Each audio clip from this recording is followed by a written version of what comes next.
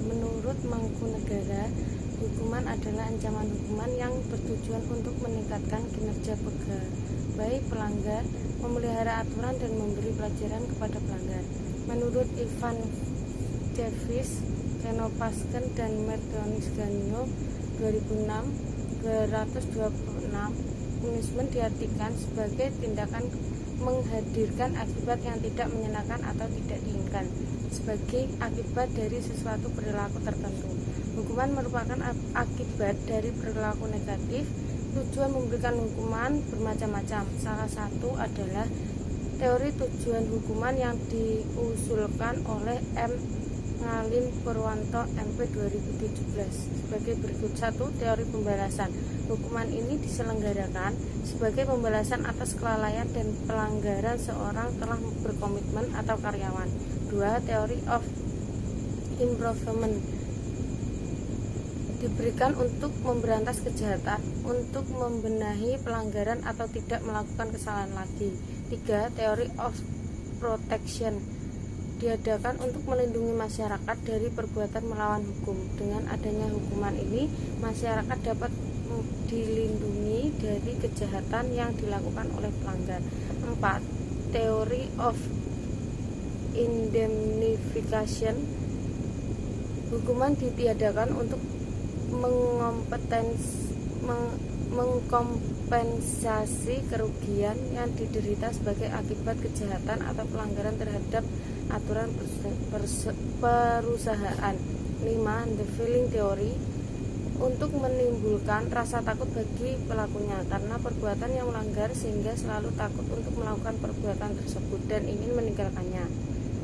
Sebuah indikator hukuman di indikator yang dilakukan untuk menilai hukuman menurut Purwanto tahun 2006 adalah 1.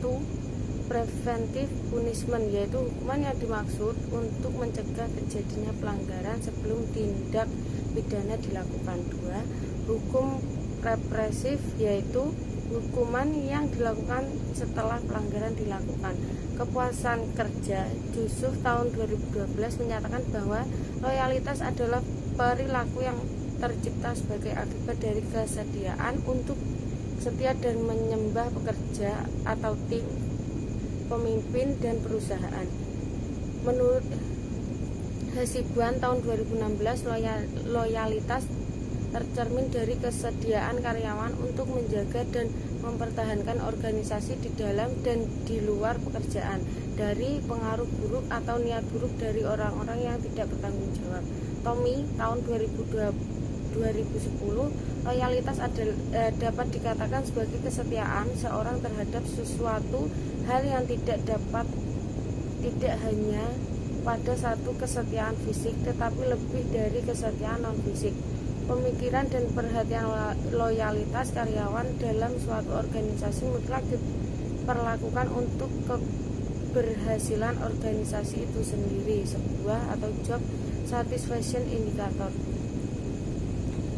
Hasibuan tahun 2016 menyatakan bahwa kepuasan kerja merupakan sikap emosional yang menyenangkan dan mencintai pekerjaannya.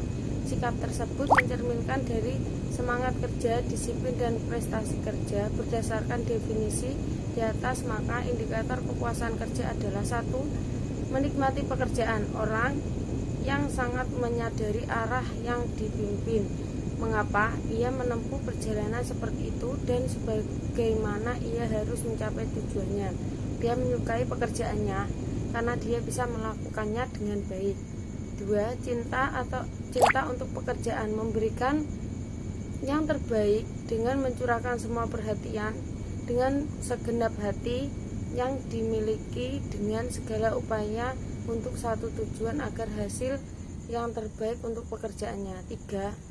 Moral kerja, kesepakatan batin yang muncul dari dalam diri seseorang atau kelompok orang untuk mencapai tujuan tertentu sesuai dengan standar kualitas.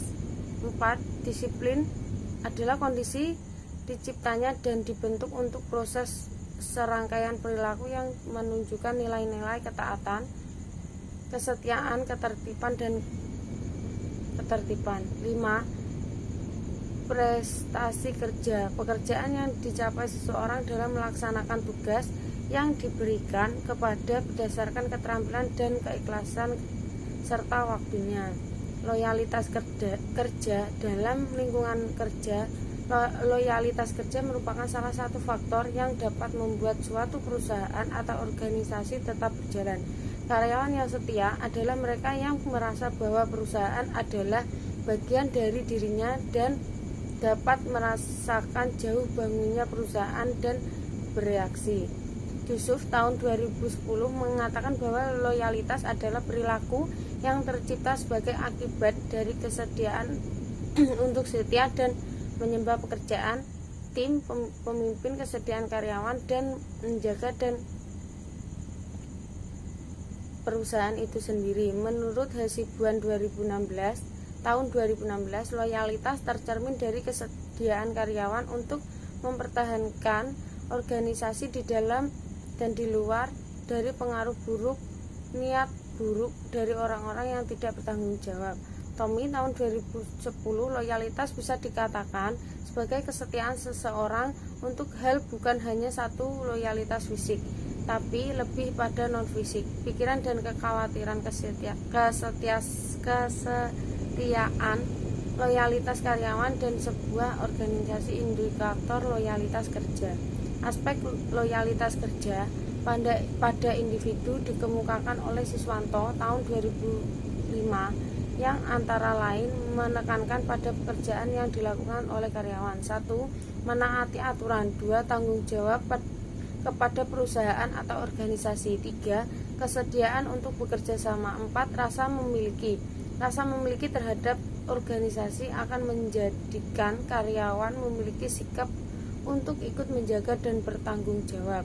5. Hubungan interpersonal. Karyawan yang memiliki loyalitas karyawan yang tinggi dan memiliki sikap yang fleksibel terhadap hubungan antara personal atau karyawan. 6. Preventasi dalam bekerja. Organisasi harus mampu menghadapi kenyataan bahwa karyawan setiap hari datang bekerja sama secara utuh dalam hal melakukan pekerjaan yang dapat dilakukan dengan indikator kesenangan dapat dilihat dari employee experience in work. Karyawan tidak pernah menuntut apa yang dia terima di luar gaji pokok. Presentasi dari kelompok 1 akan dilanjutkan materi dari sahabat Arifin. Terima kasih. Ini presentasi dari kami. Kurang lebihnya saya mohon maaf. Wassalamualaikum warahmatullahi wabarakatuh.